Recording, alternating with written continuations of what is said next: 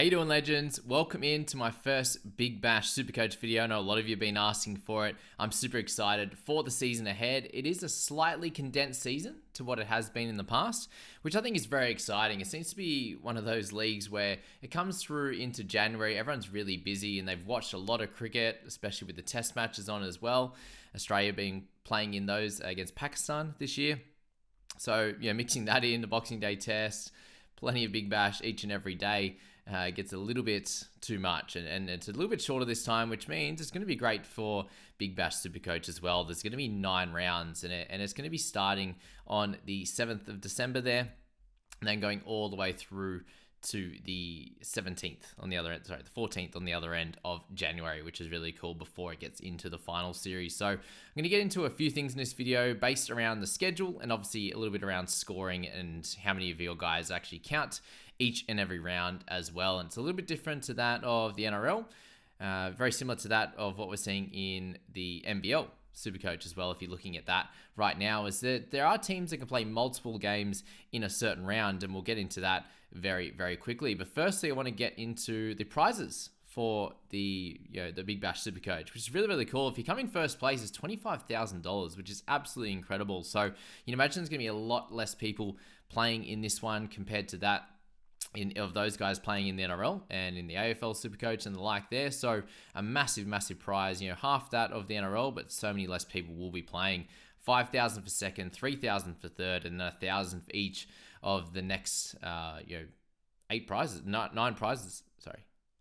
there, all the way to 11th place, which is very, very cool. And there are, $500 up for grabs, or 1,000 up for grabs each and every week if you happen to win the round, which is very, very exciting on that front there. So what you see is you have 11 players available to be used and their score taken from them there in our starting lineup. So 1 wicketkeeper, you have 5 batsmen and 5 bowlers with a couple of emergencies for the batsmen and the bowlers each, and 1 for the wicketkeeper. So how this is going to work, guys, I'll jump up my little notes that I popped together here, is for each section there, you have the ability to use 3 emergencies on your bench. So if your wicketkeeper doesn't play, you have to have an emergency from your wicket-keeping position to be able to cover that. So if there's there's an injury in the warm-up, something like that, then that's where that man is going to come from. Very much similar in the batting. If you have a batter that's out, a batter on your emergencies has to be selected in that one there. The main issue you see here is you can only select 3 emergencies. So you have 5 slots for emergencies. 3 of them can be selected to play. The other 2 guys have no chance of coming onto your field at all. Question asked, if you have a wicketkeeper that doesn't play and you haven't selected an emergency on the bench, or you don't have someone that's available to play, maybe they've been dropped or something like that, you will receive no points for that wicket-keeping position. Very similar to that in the batsman and also the bowlers section as well. They will not be counted unless they have the reserve tag on them. None of those reserves, emergencies, get any points unless they become used as an auto emergency. So keep that in mind when you're looking at making your squad. We've got plenty of time available, just less than 2 months until round 1. So there's plenty of study to be done. This one will be around, as I said, the schedule and a little bit around the point scoring and the prizes. And next videos, we'll get into some strategy around the types of teams to be looking at each and every round. So we'll just overview it in this one and then really get into the nuts and bolts and the strategy going forward. So what I hit popped here, as I said, the 3 emergencies there have to be in the same position. No emergency score is added if there are 2 emergencies available in any single position, but only 1 is required, then the lowest scoring of the 2 is added. If you have 2 emergencies in there and you have 2 guys out, so 2 emergency batters, 2 guys that don't play in your batsmen, they will then come in. Both of those guys will come in. If there's only 1 that is out, you take the lowest score from that position there, which is awesome. Obviously, it gives you something at least, which is very much needed, that's for sure.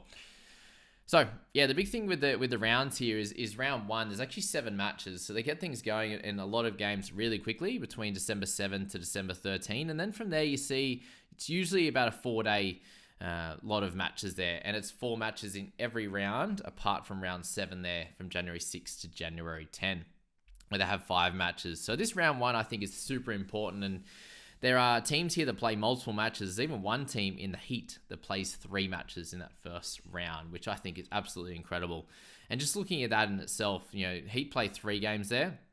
And you've got the Stars, the Sixers, Renegades, and Scorchers. They have 2 games, and then the other 3 teams have 1 game.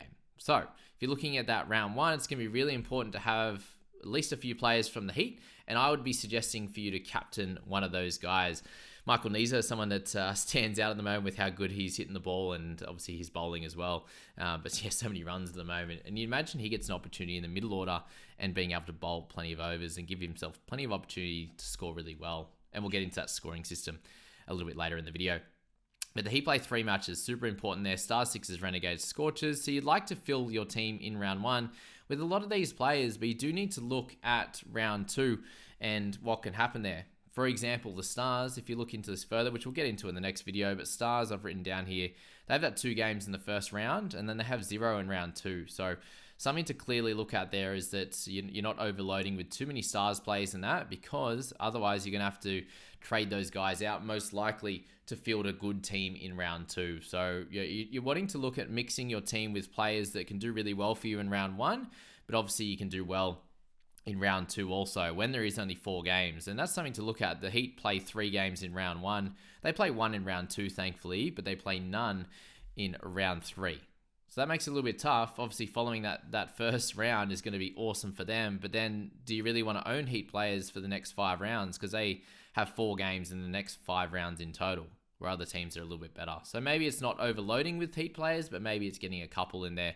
And as I said, we'll delve into that a little bit further as we get into things in that one. But yeah, definitely something to note, that round 1, especially to, for your love of playing the game. And if you have a really good round 1 and you have a good ranking in that first round, much more likely that you're going to continue playing the rest of the way and obviously give yourself a great chance to play for prizes. And also, guys, I'll get into I'll get a league together, a head-to-head league, and also an overall league, which will be really exciting to follow things around and give us all a little bit more to play for.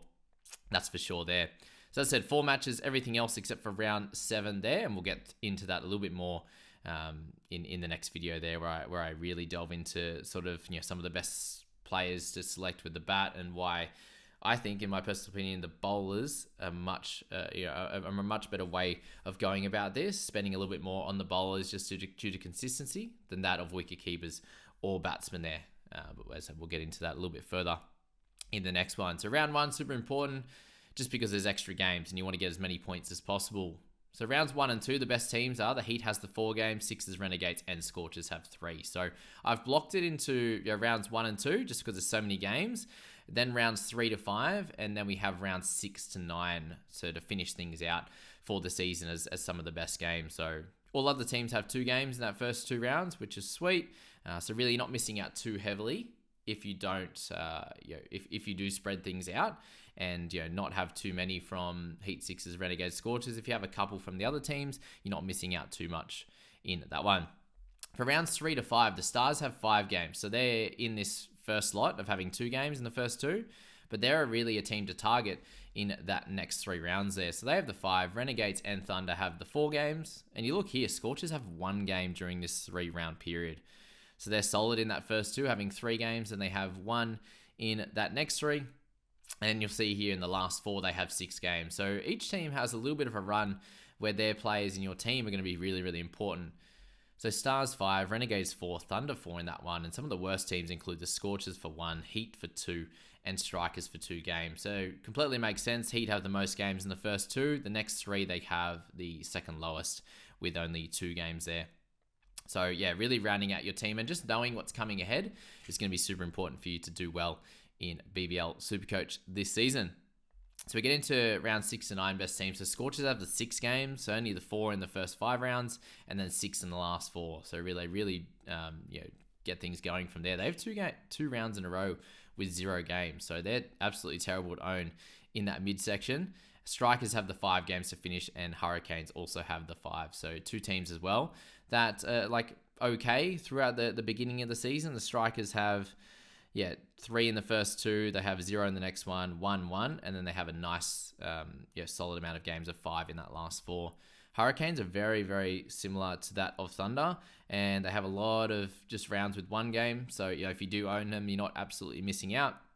The Hurricanes are the only team that doesn't have a week where they miss a game. So, a team that are very solid to kind of own, 1 to 2 players throughout the whole season and not have to change too much in that one. And so, 6, 5, and 5. And then the worst 2 teams are Stars and the Renegades, who have 3.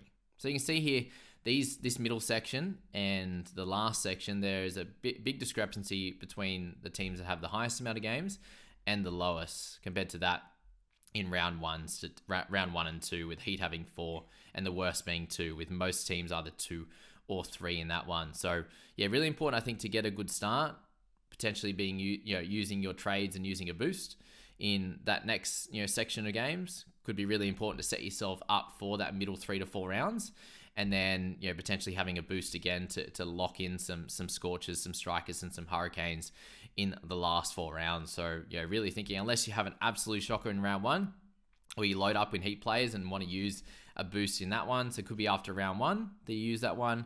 I then think coming into round 3 or 4 would be a good time to use a boost, and then, as I said, round sort of 6 would be great as well to use another boost there. If they happen to come available for you during that period there. So just looking at a quick look at the scoring here, very similar to that of last year. Every run you get is a point. Strike rate bonus. So something I'll get to in a little bit more detail in the next video is just the amount of people actually getting into these zones. So, scoring over 120, so 120 per 100 balls there in strike rate, for those that aren't too sure on that one, is actually pretty hard to do. So you do have to score pretty well. And for the most part, if you are scoring 20 plus runs, which you need to get one of these bonuses, most likely you're going to be in a decent sort of strike rate of 120 to 130 there. Guys that score in the 150 plus is very, very rare. Tim David is basically the only guy that's played a notable amount of matches that hits a 150 plus, which would get you into that 20 points. And the guys that are scoring hundreds most likely are getting into this 130 plus range. And you can see here, even at 130, it's 10 points extra, which is not crazy.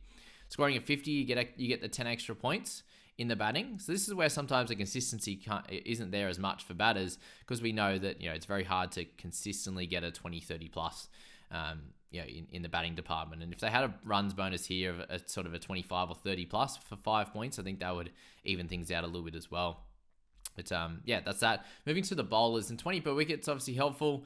Every 3 wickets you get 10 points, which is cool. So you'd say a 3-fer in Big Bash would be pretty close to a 50. So they actually get the 10 points on that, which is very fair. Maiden over doesn't happen often for 15 points. You get dot ball points, which is great. But you also lose points for any extra, so wides and no balls bowled. So you'd say for the most part you'd bowl more dot balls than you would bowl extras, but that can happen sometimes. And then the economy rate. In this day and age, I think this needs to be changed a little bit. Obviously super impressive to get a 4 or less, but that very rarely happens. You see under 6 sometimes, especially from some of these spinners or guys that get 3 or 4 wickets. So you can see with the bowling side of things, for those that take a bag full and take that 3-fer, they get the extra 10 points. They get 60 with the 3 wickets. That's 70 already. Any of the dot balls, so likely to get a lot of dot balls in there, gets them up to 75 to 80. And then you pick up those extra points there for an economy rate, which is awesome. So another 20 or so if they happen to go 6 overs, 3 for 20, something like that. You'll get a bunch of dot ball points. You get the 20 or 25 points extra for the economy rate. So you can see where that can really get up there. But there's also games where you're going to go for 40 off your 4 overs and be lucky to get a wicket. So you might come out of it with 0 if you bowl a bunch of extras and get pumped a bit. 1 or 2 dot balls, you might come out with a 0 in that one, or you can sneak a 20 for 1 wicket. But there's obviously going to be games as well where batters really struggle to pick up any points if they get out 3 or 5, and these type of things happen pretty often in this one. Everything here, there's no loss of points for a duck, which is helpful. You're not sitting there going, please get 1. Like, you just want them to go well in general. If they get 0, 1, 2, it's all about the same, which doesn't matter. And then you obviously got keepers that are important for catches, obviously, and stumpings. But for the most part, this doesn't come into the game as much as it does in like a test match. You see like an Alex Carey get 4 or 5 catches in a test match, where that very rarely happens. A lot of the catches are in the outfield. So if you've got one of your players that are in a really a position that becomes very, very busy in terms of catches and potential for runouts and stuff as well out in the deep, then that could be helpful to get that extra 10 or 20 points potentially as well. So I just wanted to basically leave that here, I think, when we're looking at our squads and yeah, we can look into to different players and where they're at and stuff like that. And there's a lot of different guys that do really well. So you see the wicket keepers are fairly low average kind of level. You got Josh Inglis there as a 57 average. You got Matt Short as a batter slash bowler. So a lot of the all rounders are going to be where you want to be looking at. These are there at 62.6 and then a bunch in the 50s. Whereas you look at into the bowling, there's a lot more players close to that 60 or above. So that's where you can see some really good averages there. But you're also paying plenty of money to do that. So, Jai Richardson there, the most expensive player in the game at $247,000.